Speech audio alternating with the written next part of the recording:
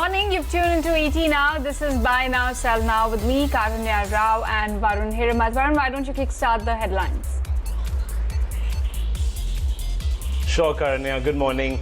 Let's begin with the fact that JSPL is in focus today on the back of a possible sale of its Oman plant for $1 billion to cut debt.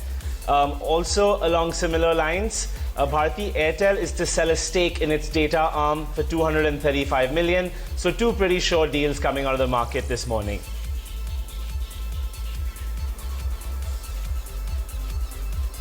All right, moving on to HUL, another stock in focus. They held their AGM last evening, and some key takeaways coming in from there from the management is that the consumers at the moment are scared to spend and the risk of recession is very real. Consumers are essentially focusing on packaged goods, health and hygiene and value-based shopping, which continues to be a trend. HUL has launched 50 new products in the health and hygiene segment to meet the changing trends. They're currently operating at 90 to 100% of their capacity, and they are now starting to see slowly and gradually some recovery for non-essential products like hair care and skin care that is starting to pick up. Right, Karanya. And, some COVID gloom creeping into the headlines this morning with ONGC's Q4 numbers. And the company, for the first time, has ever reported a quarterly loss. And the loss was 3,098 crore versus a profit of 4,200 crores for the corresponding period last year. So definitely a sharp fall on the revenue front. Also, your realizations have been hit due to the crude prices being where they're at. And there's been some exceptional items as well this quarter.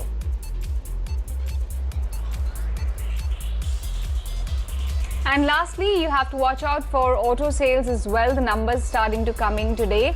For June, we are expecting the demand to be a further build-up on what we started to witness in the month of May. So definitely a slight improvement coming in from what the numbers were reported in the month of May. So further easing of lockdown and improvement in the economic activity are likely to push the numbers and push the demand as well. So we are looking at OEMs as well across the board, seeing a month-on-month improvement in their performance.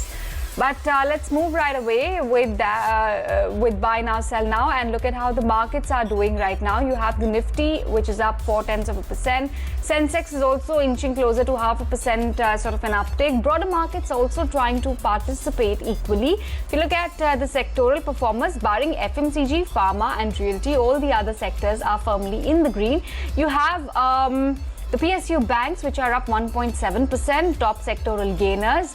Nifty Bank is up almost 1%. Auto sector is completely flat, and so is the IT sector. Metal is also trading with some slim gains. But it's really a session that right now is where the show is being run by Nifty PSU Banking Index. From some gainers on the benchmark index, you have a UPL up 4%. Axis Bank is looking very firm. So is HDFC. You have the Bajaj Twins as well, looking very upbeat, gaining in the excess of 2%. SBI is also up 2%. And Titan, IndusInd Bank, ITC, TCS, some more names that are gaining traction in trade. All right. Thanks for that comprehensive market check, Karanya. Let's move forward now. We have some interesting voices lined up. Markets are seeing an upward trend due to liquidity infusion. That's the word coming in from market veteran Sridhar Sivaram. He also remains positive on telecom and agri while sidelining NBFCs due to the ebbing risks. Let's listen in. I would broadly agree that currently the market is going up on liquidity, and also there's a broad feeling that the next year, which is FY 21-22, is where the markets are looking at. Currently, everybody's assuming that the current year is a washout year. So the market's looking at growth numbers for the next financial year.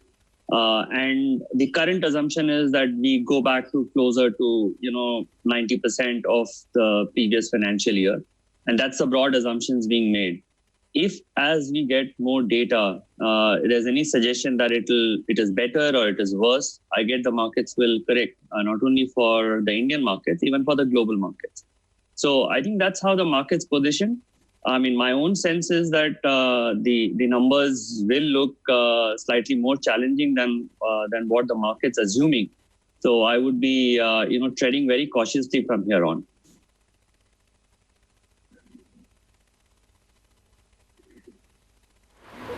Sridhar, most of the companies, at least big companies, whether it is a SBI cards or a FMCG company, even cement companies, are saying that a lot of recovery has happened. A lot of companies, in fact, have gone on record and said that we are seeing a return of normalcy in our business almost to pre-COVID levels. So do you think this kind of an underlying recovery has surprised the market? Because in the month of April and early May, it appeared that everything is going to break, it's going to fall apart. So somewhere our market's pleasantly surprised with the kind of recovery we've seen? So currently pricing in that recovery is going to be very sharp. But I would only say one point that, we've had a lockdown for a long period of time. So there is a pent-up demand. And that pent-up demand results in immediate, numbers looking very good. I think the test is what happens, say, a quarter or 6 months from now. And do these demand numbers sustain? I think that's where the challenge is. And I think that's why there is some apprehension also in the market in terms of the market recovering fully from where it was pre-COVID. So some stocks have recovered, some haven't. So I think that is the challenge. My own sense is that, it's not going to be that easy. Keep in mind that India's stimulus has been much weaker than many of the other countries. Obviously, we don't even have the room to give a stimulus. I mean, look at many of the developed nations, direct money has been transferred to almost 80% of the population. The companies don't need to worry about salaries. Okay, then let's keep it with the markets. Then we have Gaurav Bisa joining us on the technicals and Gaurang Shah on the fundamentals. Good morning, gentlemen. Thank you so much for joining us. Gaurav, how are you reading into the technicals of the market at the juncture? What are some levels that one should now keep an eye out for? Good morning. If you look at Nifty, last few trading sessions have been in the range, and when markets are in the range, you can't do anything, right? There's a good breakout one can speak of at levels of 10,400, 10,405 on the spot levels. Once that is crossed, we can expect levels of 10,470, 10,500. So I would rather buy above levels of 10,400 on the spot side, keep a 30-40 point stop loss, play for target of 10,500. Till the time that does not happen, I think Nifty is going to be yo-yoing between 10,400 and 10,200.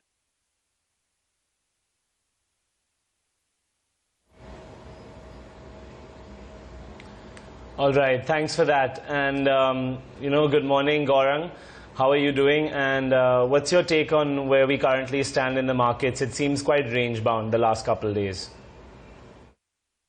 Thank you, Varun. Morning to all of you all. Doing very well. Thank you very much. Markets, well, we are in a choppy trade as far as the range is concerned, Varun. And news flows is what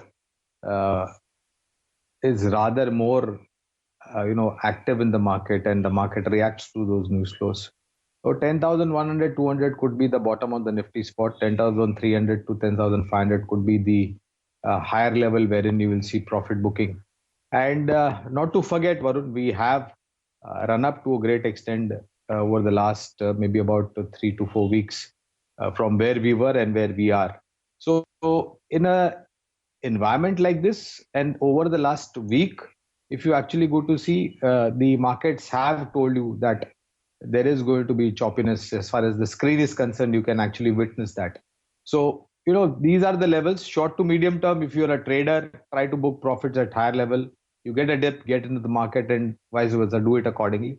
And if you are an investor, I think these are some great times to pick up some quality names, performing corporates, great management visibility and earnings track record. So those are the companies that you should keep your eyes on. And with that perspective, if you have to elaborate a couple of investment ideas, since you've asked me this question, then there are two investment ideas. One is maybe one of the largest player in the cellular service sector, Bharti Airtel. And we saw the numbers as well. Given the current work from home and the consumption of data, of course, the revenues and the data front was not something that we had expected, a little bit higher, but nevertheless, it has come very close to what our estimates were. And given the backdrop of whatever is happening, I think the next 2-3 quarters will throw in some really interesting numbers as far as data revenue is concerned and ARPUs are concerned. So Bharti Airtel with a long-term time horizon, targets of 695. And the second investment idea is from the FMCG sector, and this name, actually not many people speak about this name, that is Tata Consumer Products, has been a quiet mover over the last 1.5 to 2 months. And over the last 6 to 8 months, whatever has happened in terms of certain strategy of business changes, we believe that this company could be targeting towards 445 over a longer period of time. So these are the two investment ideas that your viewers can possibly look at from a long-term point of view. Okay, Gaurang, what about your wealth creation bets?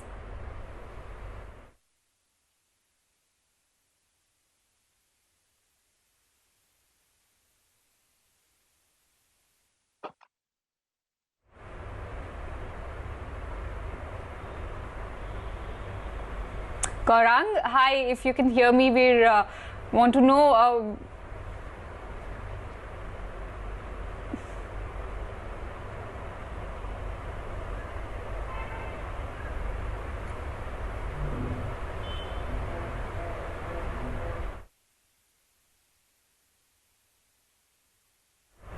Okay, I'm not sure. I think there's some audio issue happening. Let's kickstart with the queries then for whatever our viewers have mailed to us, starting with an email. Mr. R. Gupta from Raipur writes to us, he's bought 100 shares of Escorts at 900 rupees. He wants to hold on to it for a short-term time horizon. Gaurang, coming first to you. People on the street have been very, very bullish on how the rural recovery has been shaping up, especially the tractor segment and farm segment. What is your sense over the short to medium term on Escorts? Do you think they should continue to stay put? This is actually one of the outperforming stocks in the auto sector if you actually go to see. And when you look at other names, the performance looks a little bit shade lower. So, I mean, if you got into a stock like Escorts, which has actually been an outperformer in a while back, I think on the screens we were seeing numbers from Maruti, and slowly you will have more month-on-month numbers. So recovery is on the horizon. And when you have recovery on the horizon, I don't think you should keep a short to medium-term time horizon. Hold on to Escorts. I think tractors and earth-moving equipment business is going to be something that is going to be driving the earnings of this particular company. And the fact that it is one of the outperforming companies in the auto sector, it is likely to do even much better over the next couple of quarters. So hold on to Escorts from a long-term point of view. And if you have investable amounts, I would advise add-on dips strategy as well. All right, thanks for that, Gaurang. Gaurav, let's also get in your word on Escorts. Well, we have seen a very strong move coming in Escorts, but I would suggest that since he has got into the lower price, it makes more sense to book partial gains over here, more than 50%, for the reason that at around levels of 1100, there are two bearish harmonic patterns being formed. One is a bearish alternate sharp pattern, bearish scrap pattern. So there's a good chance that around 1100 we can see some pressure mounting in the name, and it can again dip towards a level of 1000 and maybe sub 1000 is possible. So in my opinion, since the trend is positive right now, for now you can ride, but keep up partial profits ready so that in case if there are some unwarranted surprises, you don't lose too much.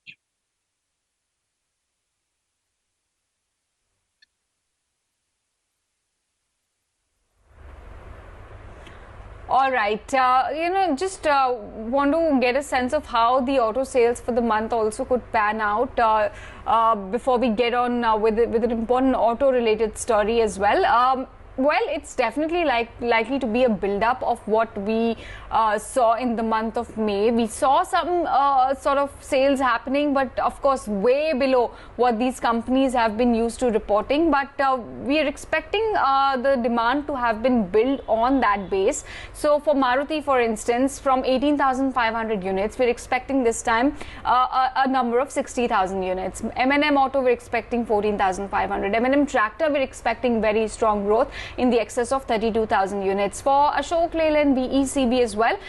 Given how weak their numbers have been, in May, it's likely to be a good set for the month gone by. And talking about auto numbers, I think Maruti numbers are also out. So I'm just opening up to see what they finally managed to deliver and if it's in line with our estimates or not. So for the month of June, Maruti, okay, it's not there yet. I don't see it on the ticker board. But I think it's likely to have been a good month overall for the auto sector. Like I said, even two-wheelers are likely to make a comeback in a big way. Hero Motocorp, 4.2 lakh unit is our estimate. Bajaj Auto, we're expecting 2.7 lakhs. TVS Motor as well, we're expecting in the excess of 2 lakhs. So it's likely to have been a strong month for autos. We'll wait and see how the numbers play out. Maruti numbers are out, I've been told, but I don't see them yet. So let's give it a minute or two. But Utkarsh, I think, is standing by with the story, with the lockdown creating troubles for car makers, trying to ramp up supply and increasing. I'm told Utkarsh is not ready yet, so let me just move right on and keep it with the queries only for now. I'll read out the second query. Mr. Singh from Delhi writes to us, he's bought 2 shares of Kotak Bank at 15.99, wants to know how the prospects are looking like on the technicals as well as on the fundamentals. All right, Gaurav, would you like to step in on the technicals first?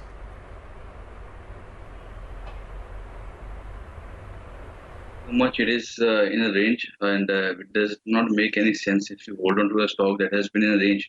If you talk about longer term, that's a different perspective, but on an immediate basis, maybe for a couple of months, I would still be a little bit skeptical. Not that the stock is not in a trend, but so far we have not seen any trades where it can come out of the trading range. In my opinion, one needs to look at the higher levels. Any rise in the stock can be used as a opportunity to exit the stock. The breakouts will be only above levels of 1450. So till the time that does not happen, I will be not too interested in the stock. The stop loss for here, if somebody has been holding from higher levels, the stop loss for this would be 1270. Below 1270, we can see some more pressure coming in. That is the support area based on the Ichimoku studies. The Kijun support is coming at 1270. So for him, the stop loss will be 1270. Any rise in the stock that can be used as an exit opportunity. Buy only once it gives a close above levels of 1450.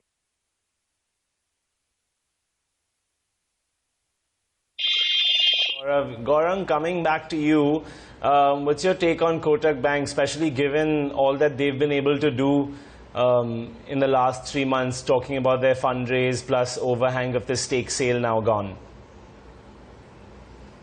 So I think, first of all, private sector banks, Varun, should be the preferred destination for long-term investors, whoever is wanting to invest in banking sector.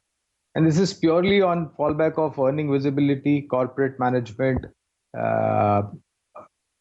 growth going forward, and when you do a peer comparison with private sector banks and public sector banks. So I think this is one of the bank that can possibly reach levels of 1800 where it was pre-COVID levels. The only problem is the moratorium issues related to provisioning because of this, Chinese stroke Wuhan stroke COVID-19 virus, whatever you want to call it. And a little bit of, sluggishness in terms of loan book growth numbers. But these are all from a purely short to medium term point of view. In fact, we have a strong buy on Kotak Mahindra Bank. If you have time by your side, please stay invested. And if you have investable amount, I think at lower levels, you can definitely look at adding to Kotak Mahindra Bank. Somewhere close to about 1200 or sub 1200 levels would be a comfortable zone to add to Kotak Mahindra Bank, or even as a matter of fact to make fresh investments. All right, thanks for that, Gaurang. But let's quickly switch gears back to Motown. Utkarsh is now with us, but with the lockdown creating troubles for car makers trying to ramp up supply and increasing cost of manufacturing due to COVID guidelines, companies have reduced discounts on best-selling models by 20 to 45%. So hi Utkarsh, what's this going to do to the sales numbers and what does it mean for the overall industry? So when we spoke to the car makers and in fact asked them the reason behind really scaling back discounts, they gave us 2 reasons. In fact, 3. The first one obviously is that given that they're working under the COVID norms, the cost of manufacturing has increased for these vehicles. Secondly, the supply issue. What they're saying is that the top-selling models are anyhow the ones who are in demand, do not need any additional discount to be pushed, given the fact there is very limited supply of those vehicles as well. And lastly, these companies had taken a BS6 hit earlier, remember, and most of them haven't passed on the full cost. So they say that this is also a level of discounting which is giving to the customers. Now, if you look at the percentage of discount is scaled down almost 25 to 40%. Let me start with the Mahindra Scorpio. Also, let me tell you that when you speak about discounts, there are three major aspects of discount. The first one is the cash discount, which is an upfront discount. Then you have the exchange bonus, and then you have the corporate discount. So most of the car makers have now pulled back the cash discount part in top-selling models. If you look at the Mahindra Scorpio, the pre-COVID discount was around 65,000 because it included a 30,000 upfront cash discount. That is there, no more. So the only discount you're getting is an exchange bonus and a corporate discount. Now the discounts are 35,000. Tata Nexon has been doing really well after the new GS6 facelift version, and that is precisely the reason why the company has now rolled back discounts on the vehicle. Currently, the discounts are at 20,000, which used to be as high as 50 to 60,000 earlier. Same with the Maruti Baleno and Kia. The Baleno was available at a 40,000 discount. Now around 33,000 discount is what is available. With Kias, again, it's a 10,000 rollback. Earlier, the pre-COVID discount used to be around 45,000, but the car has been in great demand in the past few months, and that is why the discounts are at 35,000 levels. So understanding the fact that the car makers are now, they're saying either wait for the supply to come back, the market to open, and then only we can push these vehicles, because the vehicles which are in demand, at least at this point of time, are getting traction which they want of the amount of vehicles they can produce.